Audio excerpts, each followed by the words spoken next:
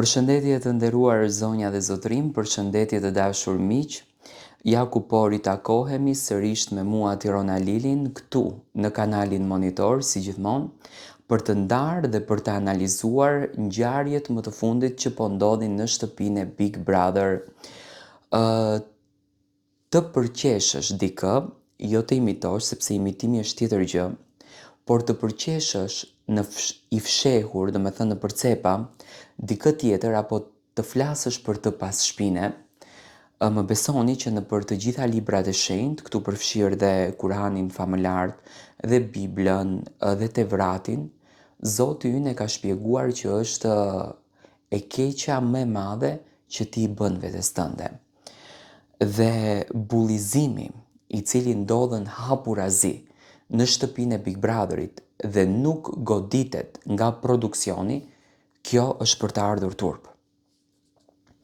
Për çfarë bullizimi e kam fjalën? Miri, Edisa dhe Gimbo kanë bullizuar Brikenën për mënyrën se si ajo fol, për mënyrën se si ajo e mbyll syrin dhe për mënyrën se si ajo vepron. Tani, unë mendoj që njeriu lindën i tillë, ndërtohet i tillë, pak rëndësi ka, çdo njeri ka karakterin e tij, ka konsideron veten e tij dhe është i veçantë për gjën e vet. Unë sinqerisht deri më sot nuk kam dëgjuar nga Brikena në një bisedë që e ka patur me Mateon apo qoftë edhe me banorët e tjerë që të ulet, të bullizoj dhe të mundohet që të denigroj dikë në mënyrën se si flet, në mënyrën se si shprehet dhe në mënyrën se si i bën mimikat e fytyrës. Unë mendoj që këto gjëra janë të lindura dhe nuk janë të kontrolluara nga ne. Do me thënë, ne jemi ato që Zoti na ka dhënë në këtë univers. Tani, përqeshja dhe bullizimi në mënyrë ironike që ndodhin natën e sonte, më së shumti nga Gimbo, por edhe nga Miri ishte i ulur tek tavolina e bukës, edhe Edisa aty brenda, është tepër e turpshme, sinqerisht, edhe për ta ndjekur. Do me thënë, në këtë Big Brother, lëre që pam njerëz të cilët ofendojnë jashtëzakonisht shumë, por pam njerëz të cilët bullizojnë, që duke e ditur që nga bullizimi në shoqërinë tonë jashtë, njerëzit kanë humbur edhe jetën. Tani, në Instagramin e Brikenës, familja e Brikenës ka publikuar një moment ku Gimbo dhe Selin janë të ulur në verandë dhe Gimbo po imiton Brikenën, do me thënë, ai nuk ka gjë personale me Brikenën, por duke e ditur që Selin ka patur një konflikt ditën e sotme teksa po bënin vetullat dhe qërpikët në dhomën e Grimit, Gimbo si që duket po ja mban zhakun shumë Selinës dhe mundoheshte që ta bullizon mënyrën se si Brikena flet. Këtë video, familjarët e Brikenës e kanë shkëputur dhe e kanë postuar në Instagramin e Brikenës duke shkruajtur: E kuptojmë panikun e nominimit, po të merresh me fytyrën e një vajze është thjesht ulërimë për vëmendje. Disa kanë mimika, e disa kanë vetëm maska që po u bien çdo ditë. Publiku i shet të dyja. Kush qesh i fundit, qesh më mirë. Stop maskave. E kanë bërë dhe Big Brotherin tak, edhe Top Channelin tak, që në këtë rast, do me thënë, familjarët e Brikenës kërkojnë drejtësinë dhe jo të tolerohen gjeste dhe veprime të këtilla. Tani unë e di shumë bukur që Edisa e ka shumë personale me Brikenën, do me thënë nuk e ka loj.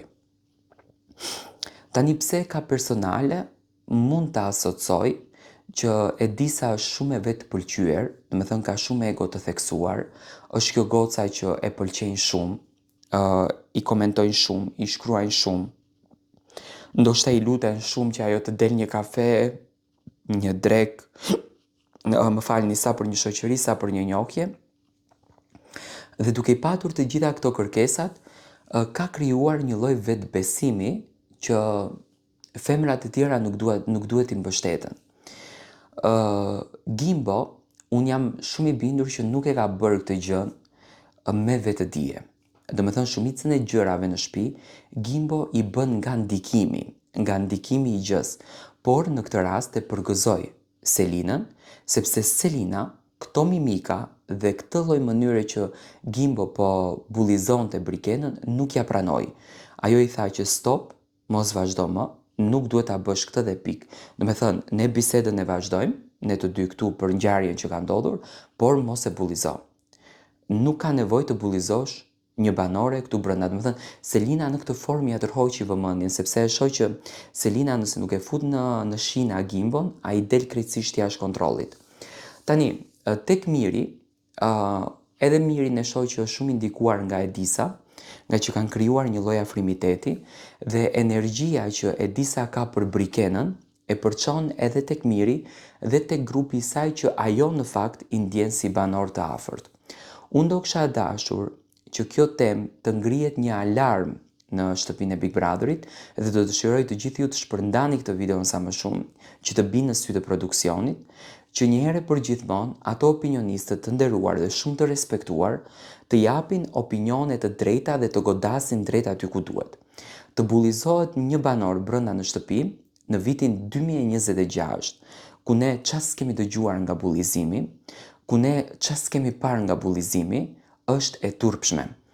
Të imitohet në një reality show si që është Portokallia, është tjetër gjë, mban krejtësisht standard tjetër, por të imitohet, nëse do ta themi kështu, dhe të bullizohet brenda një shtëpie me tendencë, kjo është krejtësisht tjetër gjë. Unë jam shumë i bindur që Brikena në momentin e parë që do t'i shikon këto videot, do të preket jashtëzakonisht shumë, se nëse ne shkojmë dhe i shohim defektet e banorëve të cilët bullizojnë, ato më besoni që do t'ju gjejmë shumë defekte për t'i bullizuar ato.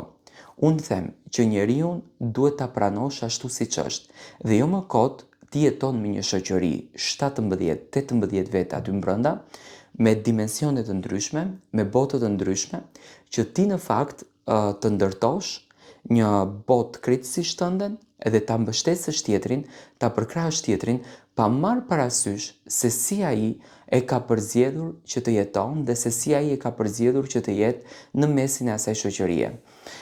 Besoj që produksioni këtë herë do të reagon, do ta përdorën si çështje. Te Gimbo nuk e shoh që është në pyetje, domethënë nominimi, thjesht është debati i cili u hap mes Selinës dhe Brikenës, që ka bërë domethënë ndërhyrje edhe tek çunat të dy. Domethënë dy çunat, Mateo dhe Gimbo, ishin shumë të afërt me njëri tjetrin, por marrëdhëniet e të dashurave të tyre e bën situatën që ato domethënë të largohen. Gjithsesi, unë nuk shoh lëvizje të këtilla nga Mateo që të bullizon dikë apo të përqesh dikë, por më duket shumë çnjerëzore kur tre persona mundohen që ta denigrojnë personazhin e një femrës duke e buzëqeshur atë dhe duke e bërë atë që realisht të ndihet sa më keq.